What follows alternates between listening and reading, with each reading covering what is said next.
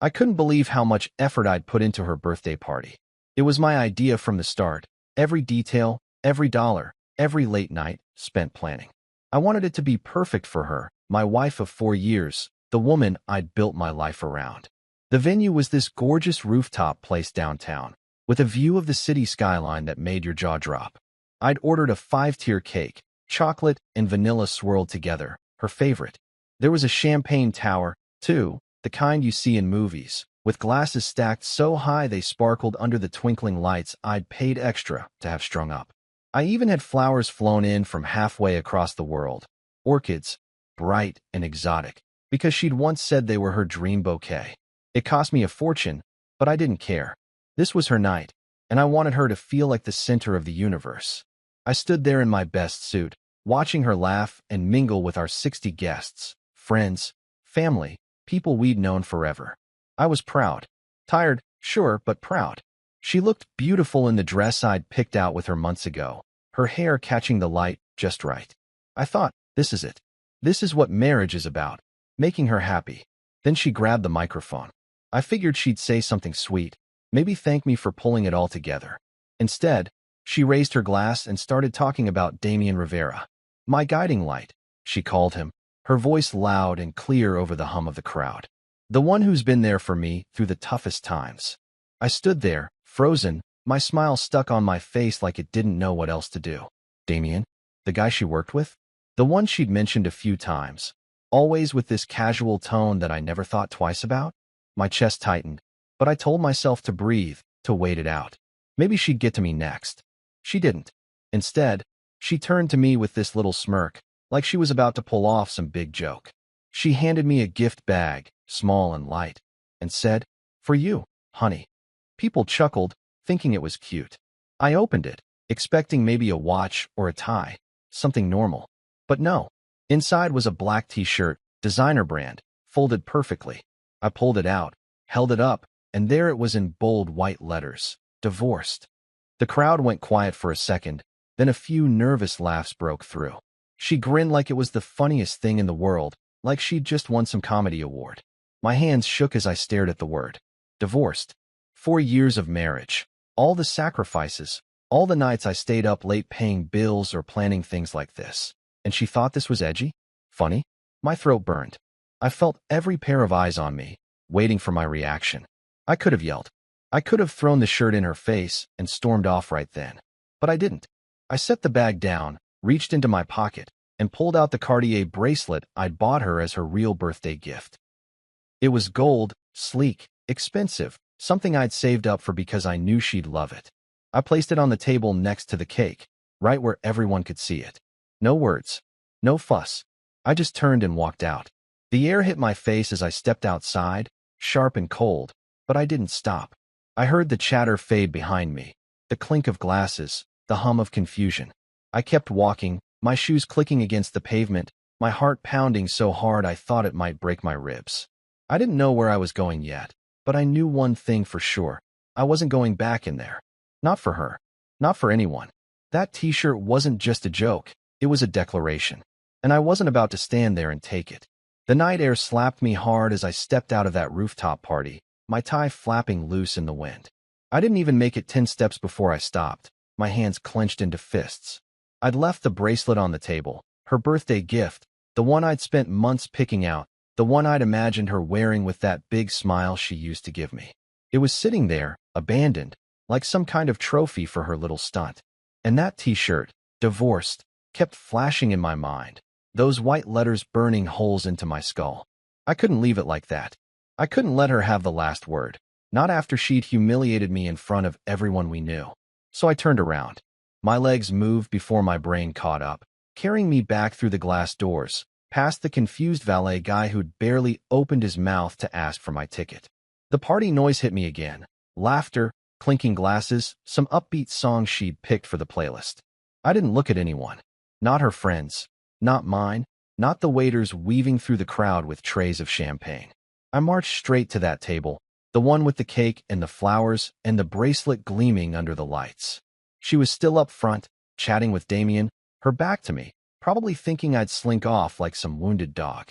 I grabbed the bracelet, the cool metal slipping into my palm, and shoved it back into my pocket. No one said a word. A few heads turned, eyes wide, but nobody stopped me. Maybe they were too shocked. Maybe they didn't care. Either way, I was done. I walked out again, this time for good. The valet had my car ready by then. A black sedan I'd bought 2 years ago, one of the few things I'd insisted on keeping when she'd pushed for that overpriced SUV she wanted instead. I slid into the driver's seat, slammed the door, and just sat there for a minute, staring at the dashboard. My phone buzzed in my pocket. I ignored it. The engine hummed to life, and I pulled out onto the street, the city lights blurring past me like they didn't even matter. 5 minutes later, it started. The first call. My phone lit up on the passenger seat, her name glowing on the screen. I didn't pick up. It rang out, went silent, then lit up again, and again. By the time I hit the highway, it was nonstop, buzz after buzz, her name stacking up in missed call notifications. I glanced at it once, just long enough to see the number climb. 10 calls. 20. 50. I kept driving, the road stretching out dark and empty ahead of me. My hands gripped the wheel so tight my knuckles turned white. What did she want? To apologize? To laugh some more? To explain why she thought handing me that t-shirt in front of everyone was okay? I didn't care. Not anymore. The phone kept going, relentless, like she thought she could wear me down if she just tried hard enough. I pulled into my usual parking spot outside our apartment. No, my apartment now, and checked the screen. 157 missed calls. All from her. I turned the phone off, the silence hitting me like a wave. I sat there in the dark, the engine ticking as it cooled, and something clicked inside me. This wasn't just about the party. It wasn't just about walking out. That t-shirt, those calls, her thanking Damien instead of me, it was the end of us. For years of bending over backwards, of putting her first, of thinking if I just tried harder, she'd see me the way I saw her. And for what? To be the punchline of her big night? I grabbed my keys and stepped out, the cold biting at my face again. The apartment building loomed above me, quiet and familiar, but it didn't feel like home anymore. It felt like a shell, like something I'd outgrown without even realizing it. I didn't know what came next, where I'd go, what I'd do, but I knew one thing. I wasn't answering those calls. Not tonight. Not ever. I'd left the party, sure, but I'd left the marriage too. And she could keep calling all she wanted. I was already gone. I woke up the next morning on a lumpy couch in Theo's spare bedroom, the kind of place that smelled faintly of old coffee and dust. My suit jacket was crumpled on the floor, my tie slung over a chair like a dead snake. I'd driven straight to his place last night after leaving the party, my phone still off, those 157 missed calls locked away in the dark. Theo didn't ask many questions when I showed up, just opened the door, handed me a beer, and let me crash. Now, sunlight crept through the blinds, slicing across the bare walls, and I lay there staring at the ceiling, trying to figure out what the hell had happened to my life. Theo shuffled in, his hair a mess, carrying 2 mugs of coffee. He set one on the table next to me, the steam curling up in lazy swirls, and sat down in an armchair that creaked under his weight. "You don't come back from something like that," he said, his voice low and certain, like he'd already thought it through. I didn't answer right away. I just took the coffee, the heat burning my fingers through the mug, and let his words sink in. He was right. I knew it the second she handed me that t-shirt, divorced, like it was some clever little gift. But it wasn't just the shirt. It was everything before it, all the pieces I'd ignored because I loved her, because I thought that's what you do when you're married. I sipped the coffee, bitter and strong, and my mind started replaying it all. The time she'd asked me to move cities for her job, promising it'd be worth it. I'd left a good gig behind, packed up our life, and followed her. Then there were the promotions I'd turned down because they'd mean less time at home, and she didn't like that. "We're a team," she'd say, and I'd nod, thinking it made sense. Vacations, too. I'd skip them, working extra shifts so she could chase her dreams, fly off to conferences, build her career. I never complained. I figured it was my job to support her, to be the steady one while she shined. And she did shine. People loved her charm, her laugh, the way she could light up a room. I loved that about her too. But last night, under those twinkling lights I'd paid for, she'd lit up for someone else. Damien Rivera. Her guiding light. Not me. I set the mug down, my hands still shaky from the night before, and looked at Theo. "I gave her everything," I said, my voice rough, like it hadn't woken up yet. He nodded, leaning back in the chair. "Yeah, man. And she gave you a t-shirt." That stung, but it was true. I thought about the party again, 60 people, all watching her toast Damien, all seeing her hand me that bag. I wondered what they thought. Did they laugh because they agreed with her? Did they feel sorry for me? Or did they just not care? I'd spent so long trying to make her happy, to make us work, and in one night, she'd turned me into a joke. The spare room felt smaller then, the walls pressing in, and I stood up, pacing to the window. Outside, the city was waking up, cars honking, people rushing to work. My life used to feel like that, busy, purposeful, moving forward. Now it was just me, standing still, holding a coffee mug and a bruised ego.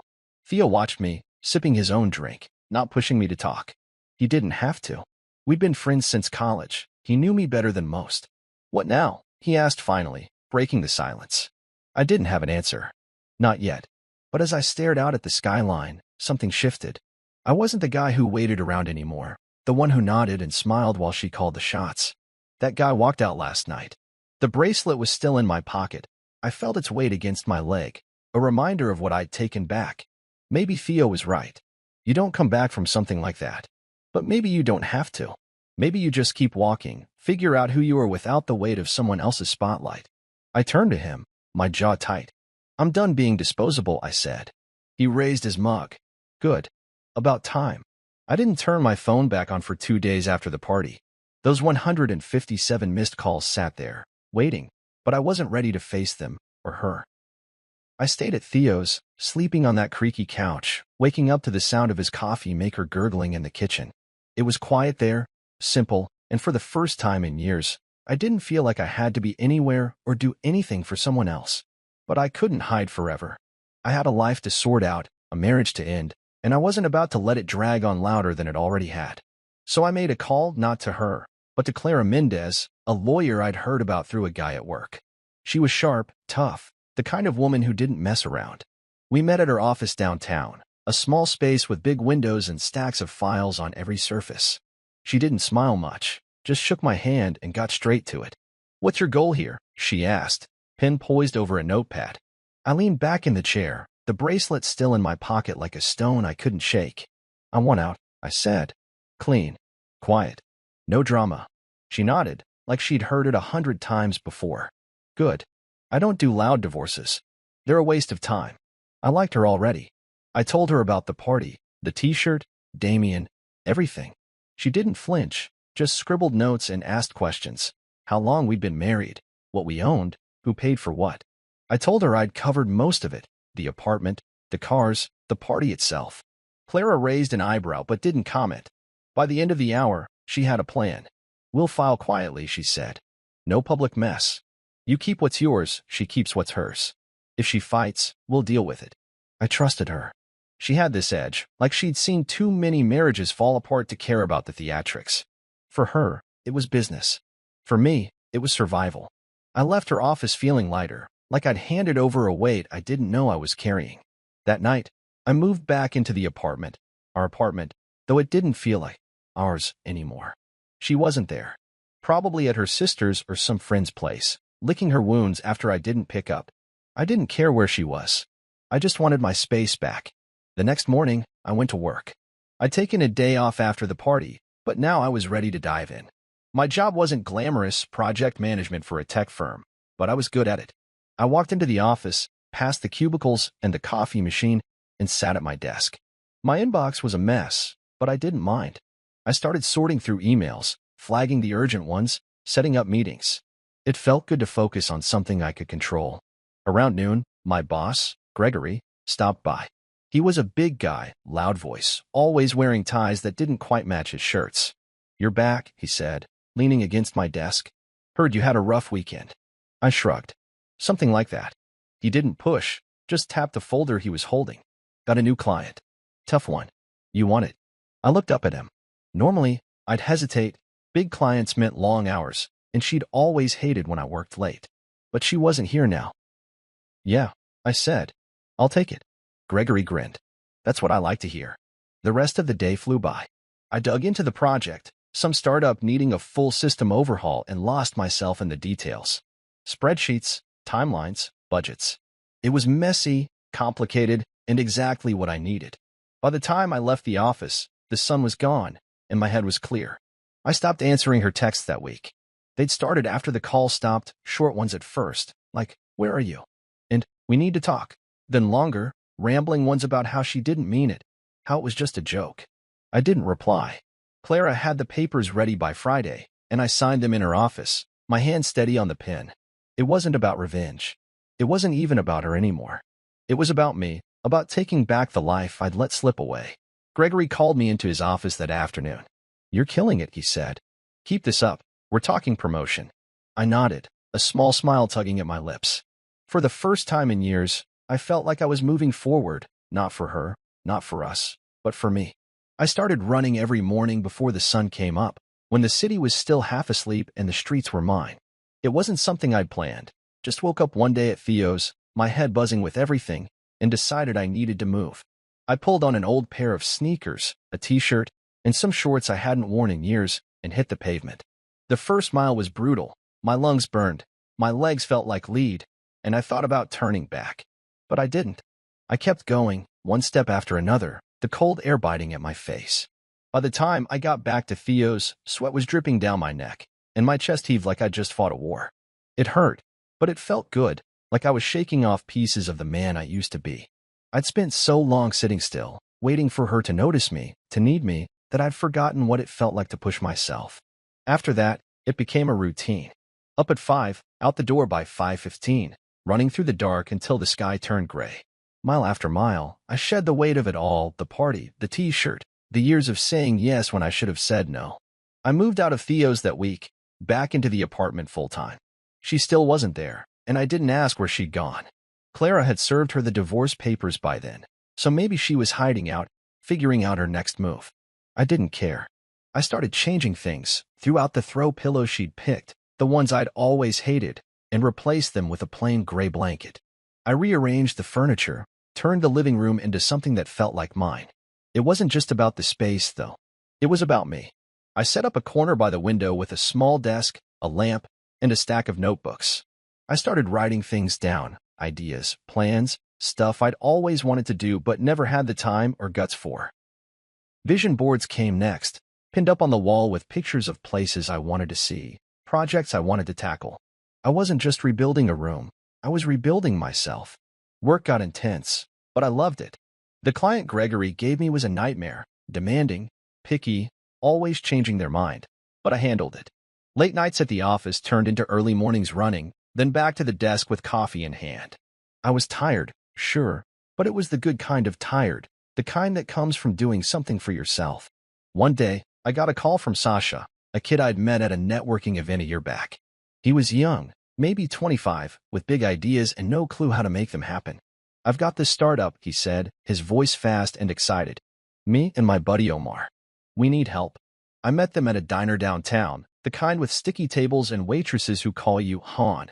Sasha had wild hair and a laptop covered in stickers. Omar was quieter, scribbling numbers on a napkin. They pitched me their idea, a delivery app for small businesses, something local, something real. It was rough, but it had potential. "I'm not a tech guy," I told them, "but I can get you organized. Set up a plan." They grinned like I just handed them $1 million. I started meeting them once a week, going over budgets, timelines, talking them through the chaos. It wasn't paid, but it didn't matter. It felt good to help, to build something from scratch. One night, after a long session with them, I sat at my desk in the apartment, staring at the vision board. There was a picture of a beach in Thailand, a skyscraper in New York, a sketch of a house I'd always wanted to own. I grabbed a pen and added something new. Invest in Sasha and Omar. It wasn't just about money. I wanted it on their dream, wanted to see it grow. The runs kept me sane.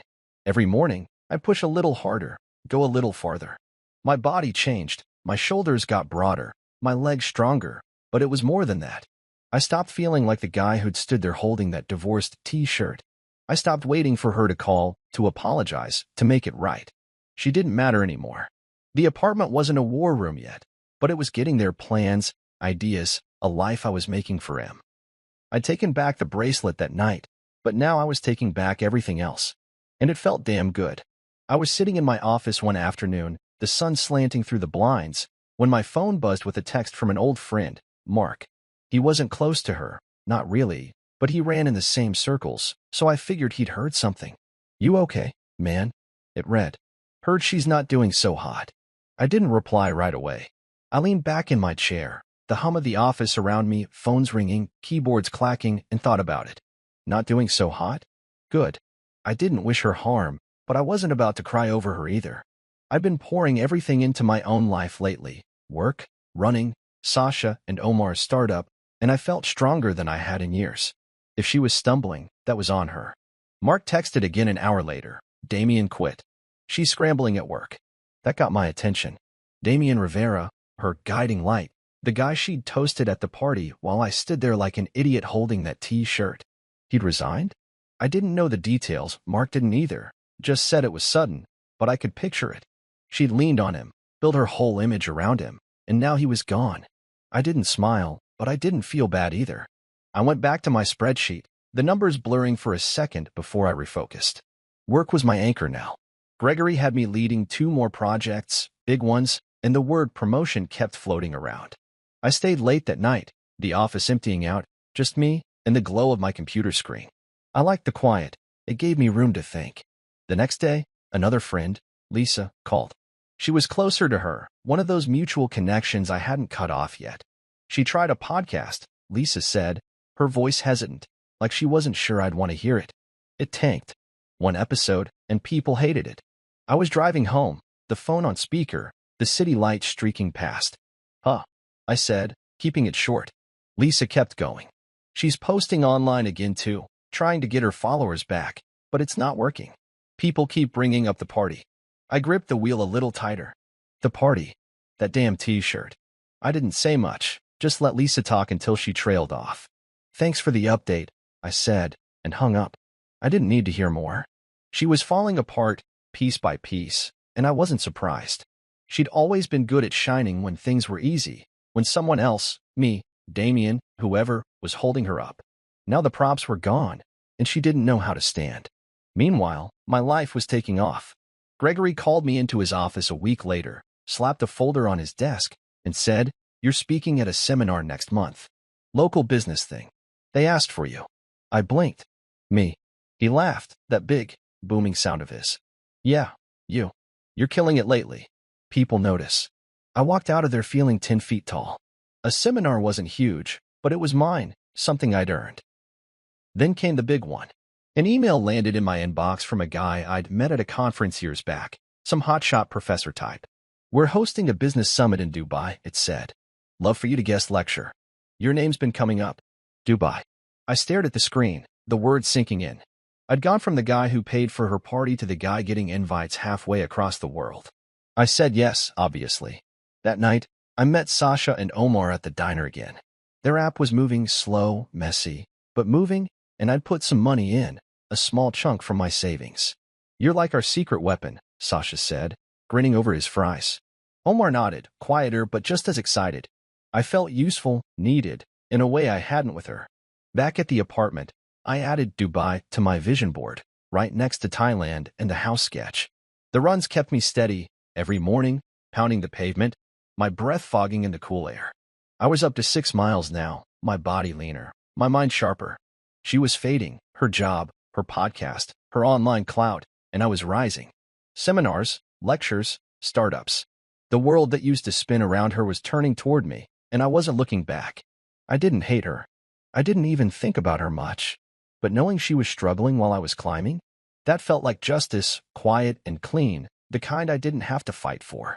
I was sorting through some old files in the apartment one evening, the lamp casting a warm glow over my desk, when I found it, an envelope tucked between a stack of tax returns and some random receipts. It wasn't from Clara or anything official. It was handwritten, her familiar loopy script spelling out my name on the front. I froze for a second, my fingers hovering over it. I hadn't heard from her in weeks, not since the text stopped and the divorce papers were signed.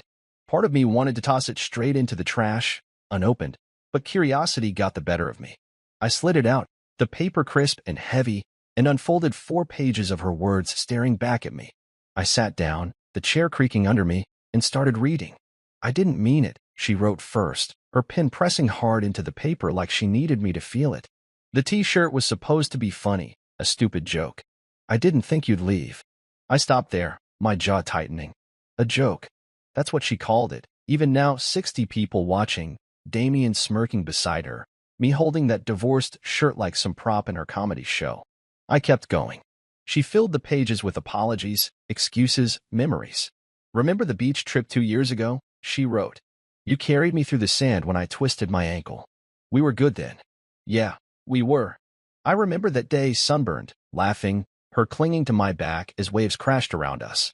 But that was before the moves, the sacrifices, the slow drift where I became the guy who paid for things while she chased her spotlight.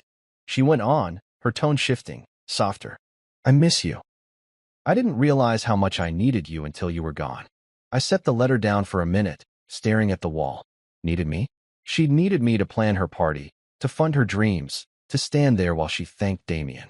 But me, the real me, not the husband who said yes to everything. She hadn't needed that guy in a long time. I picked it back up, flipping to the last page. I'm sorry, she wrote, over and over, like a chant. I messed up. I want to fix it.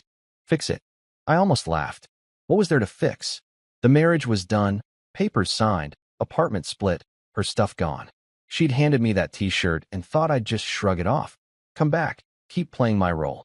I read it all once, start to finish, then folded it neatly in half. I didn't rip it up or burn it like some dramatic movie scene. I just opened the drawer next to my desk, the one with my birth certificate, my passport, a few old photos, and slid it in there. It wasn't trash, not exactly. It was a record, proof of who I'd been, who she'd been, and what we'd lost. But it didn't change anything. I wasn't writing back. I wasn't calling her. I'd spent years waiting for her to see me, to say something like this, and now that she had, it didn't matter. The words were too late, too hollow. I got up, grabbed a glass of water, and stood by the window, looking out at the city lights. The vision board was pinned up nearby, Dubai, Thailand, Sasha, and Omar's startup. That's where my head was now, not in her letter, not in the past. I thought about the party again, that smirk on her face when she handed me the bag. She hadn't meant it. Bull. She'd meant every second of it. Meant to show off, to flex her new life with Damien in front of everyone. And now, with him gone, her career slipping, she was scrambling, reaching back for the safety net I'd always been. I wasn't that guy anymore. The next morning, I ran my usual route, the air crisp and sharp in my lungs. 6 miles turned into 7, my legs pumping harder, my mind clear. I didn't think about the letter. I thought about the seminar next week, the lecture in Dubai, the app launch with Sasha and Omar. When I got back, I showered, dressed, and headed to work. Gregory stopped me in the hall, grinning. You're on fire lately, he said. Keep it up. I nodded, feeling the weight of it. Not her weight, not anymore, but mine. The letter stayed in the drawer, a ghost I didn't need to fight. She could miss me all she wanted. I was done missing her. I started writing one night after a long day at work, sitting at my desk with a beer in hand, and the city humming outside my window. It wasn't planned, just grabbed a notebook and let my thoughts spill out. At first, it was messy, raw, all about the party, the t-shirt, those 157 missed calls. I wrote about how it felt to stand there, humiliated, while she smirked and the room laughed. I wrote about walking out, taking the bracelet back, driving away. It wasn't for anyone else. Just me, a way to get it out of my head and onto paper. But the more I wrote, the more it turned into something else.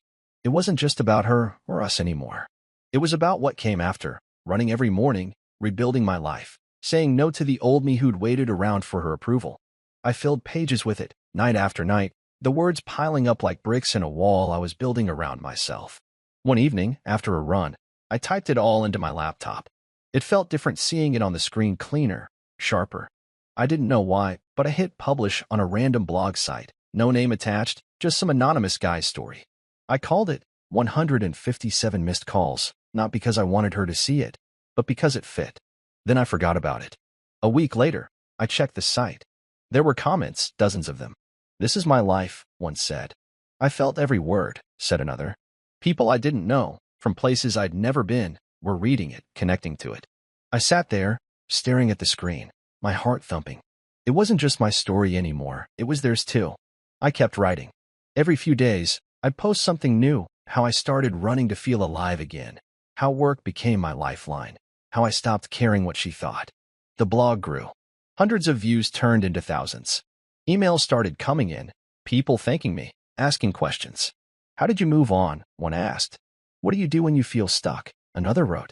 I answered them, not as some expert, but as me, someone who'd been there, who'd figured it out one step at a time. It wasn't about her falling apart or me getting revenge. It was about choosing myself, about waking up every day and building something new. One morning, over coffee with Theo, I told him about it. It's a blog, I said, shrugging like it was no big deal. People like it. He raised an eyebrow, smirking. You're a writer now? Mr. Big Shot. I laughed.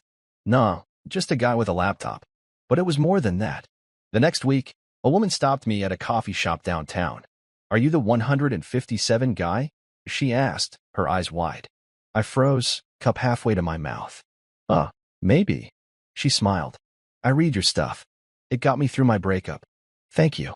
I didn't know what to say, just nodded, mumbled something about being glad it helped. She walked away, and I sat there, stunned. It was real now, not just words on a screen. People were finding me, recognizing me. The blog turned into a movement. I started a newsletter, then a social media page. 157 missed calls became a thing. Readers called it that, shared it, made it their own. Companies reached out, asking me to speak, to write for them. I said yes to a few small gigs at first, like a local workshop where I talked about rebuilding after betrayal. 50 people showed up, hanging on my words, clapping when I finished. Then bigger ones came: panels, podcasts, a guest post for a magazine. I wasn't anonymous anymore. I put my name on it, owned it. Sasha and Omar got in on it too. You should brand this, Sasha said one night at the diner, his laptop open to the app's latest numbers. T-shirts, man. Not divorced, but something better. I laughed, but he was serious. We tossed ideas around, and I liked it, not for money, but for meaning. Rebuilt, I said finally. That's the word. They nodded, and a week later, I had a prototype, a black shirt, simple white letters, rebuilt. It wasn't about her. It was about me, about everyone who'd read the blog and found their way back. The movement grew, and I grew with it. I wasn't just the guy who walked out anymore. I was the guy who kept going. It was pouring rain one evening when I heard the knock on my apartment door. I was in the middle of tuning my guitar, something I'd picked up again after years of letting it gather dust. The sound was sharp, insistent, 3 quick raps over the drumming of water against the windows. I set the guitar down, my stomach tightening for no reason I could name, and walked over. When I opened the door, there she was. No umbrella, no coat, just her standing there, soaked to the bone. Her hair clung to her face, mascara streaking down her cheeks, and for a second, I didn't recognize her, not the polished version I'd known, the one who'd smirked at me under those party lights. She looked small, fragile, like the rain had washed away everything she used to be. Can I come in? She asked, her voice barely above a whisper. I didn't say anything at first, just stepped aside and let her walk past me. She dripped onto the floor, leaving little puddles by the couch, but I didn't care about that. I shut the door and turned to face her, arms crossed, waiting. She didn't sit, just stood there, hugging herself like she was cold. I miss you, she said finally, her eyes locked on mine. We were good. I didn't move, didn't blink. The words hung there, heavy and wet, but they didn't hit me like they might have once. No, I said, my voice steady. I was good. You were lucky. She flinched, like I'd slapped her, and then the tears came, quiet at first, then louder, her shoulders shaking. I messed up, she said between sobs. I know that. The party, Damien, all of it. I was stupid. I didn't mean to lose you. I watched her, this woman I'd loved for years, crying in my living room, and I waited to feel something: anger, pity, anything. But it didn't come. I'd already felt it all: the hurt, the betrayal, the slow burn of realizing I'd been invisible to her. I'd mourned us months ago, mile by mile on those morning runs, page by page in my blog. She kept going, words tumbling out. I thought I could do it without you. The job, the podcast, everything, it's gone now. Damien left, and I'm drowning, and I need you. There it was again, need. She needed me now, when her world was falling apart, when the spotlight she'd chased had flickered out. I stepped closer, not to comfort her, but to make sure she heard me. You didn't need me when you handed me that T-shirt, I said. You didn't need me when you thanked him instead of me. You don't get to need me now. Her face crumpled, and she sank onto the couch, hands covering her eyes. I didn't sit. I stood there, looking down at her, and saw it all: the party, the calls, the letters she'd sent. This was her last play, her final shot at pulling me back. But I wasn't that guy anymore. "I'm sorry," she whispered, over and over, like it could change something. I didn't say anything else. What was there to say? She'd made her choice that night, and I'd made mine when I walked out. The rain kept pounding outside, a steady roar that filled the silence between us. After a while, she stood up, wiping her face with her sleeve. "I'll go," she said, her voice small. I nodded, opened the door, and watched her step back into the storm. She didn't look back, just disappeared into the dark, the rain swallowing her up. I shut the door, locked it, and stood there for a minute, listening to the quiet. It was over, really over. Not the divorce, not the papers, but the part of me that still wondered if she'd come around. She had, and it didn't matter. Later that night, I called Theo. "You free?" I asked. He was, so I grabbed my guitar and headed to his place. The rain had slowed to a drizzle by then, the streets slick and shiny under the streetlights. We ended up on his rooftop, the city sprawling out below us, damp air cool against my skin. I played a few chords, he tapped a beat on the railing, and we didn't talk about her. We didn't need to. The music filled the space, rough and simple, and for the first time in a long time, I felt peace, not the loud kind, but the quiet, steady kind that settles in your bones. She was gone, and I was still here. I stood backstage in Milan, the hum of the crowd seeping through the heavy curtain, my hands steady but my heart thumping just a little faster than usual. It was a year to the day since that night, the party, the t-shirt, the moment I walked out and took my life back. Now I was here, in a sleek conference center halfway across the world, about to give a keynote speech to a packed auditorium. Rebuilding after betrayal, they'd called it, and my name was on the program in bold letters. I adjusted my tie, smoothed my jacket, and took a deep breath. The stage manager gave me a nod, and I stepped out into the lights. The applause hit me like a wave, hundreds of faces looking up, waiting. I walked to the mic, the click of my shoes loud in my ears, and for a second, I saw it all again, the rooftop venue, her smirk, that divorced shirt in my hands. Then I smiled. I once paid for a birthday party where I received a t-shirt labeled "Divorced." I started, my voice clear and strong. The crowd laughed, a soft ripple, but I didn't pause. 5 minutes later, I took back the gift I gave her, and my entire life with it.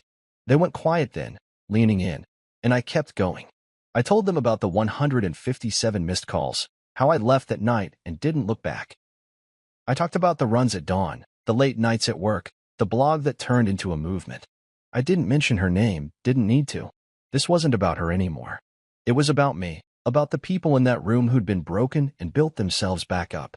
I told them how I'd signed the divorce papers with Clara, how I'd poured myself into Sasha and Omar's startup, how I'd stood on Theo's rooftop playing guitar in the rain.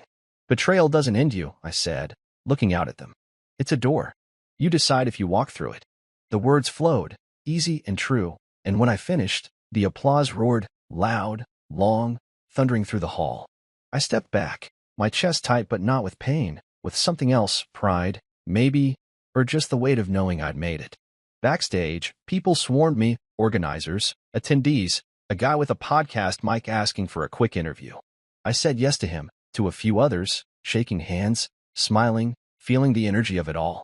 Later, I sat in my hotel room, the Milan skyline glittering outside, and pulled out my phone. I scrolled through the blog's comments, new ones from that day, people who'd been in the audience. "You changed my life," one wrote. "I'm walking through that door," said another. I set the phone down and leaned back, the quiet settling in. A year ago, I'd been the guy who paid for everything, the cake, the flowers, her dreams, only to walk away with nothing but a t-shirt and a bruised ego. Now I was here, speaking in Milan, with Dubai behind me and more invites piling up. Sasha and Omar's app had launched last month, and I'd worn the rebuilt shirt at their party, grinning as they toasted me. Theo had texted me that morning. 1 year, man. You're a legend. I didn't feel like a legend. I felt like me stronger, sure, but still the guy who liked coffee too bitter and runs too long. The bracelet was still in my desk drawer back home, next to her letter, but I hadn't looked at it in months. It didn't matter anymore. She didn't matter. I'd heard through Lisa she'd moved somewhere new, started over, but I didn't ask for details. That chapter was closed. I got up, poured a glass of water, and stood by the window, the city sprawling out below me. The horizon stretched wide, endless, and I thought about what came next, more speeches, maybe a book, helping Sasha and Omar grow their business. The blog was a brand now. 157 missed calls, a rallying cry for people like me who'd turned pain into power. I'd answered one call that night, the one I made to myself when I walked away. It wasn't about revenge, never had been. It was about reinvention, about choosing to keep going when the world expects you to fall. The crowd's applause still echoed in my head, not for her, not for us, but for me. I raised my glass to the skyline, a silent toast to the man I'd become, and knew I'd never stop walking forward.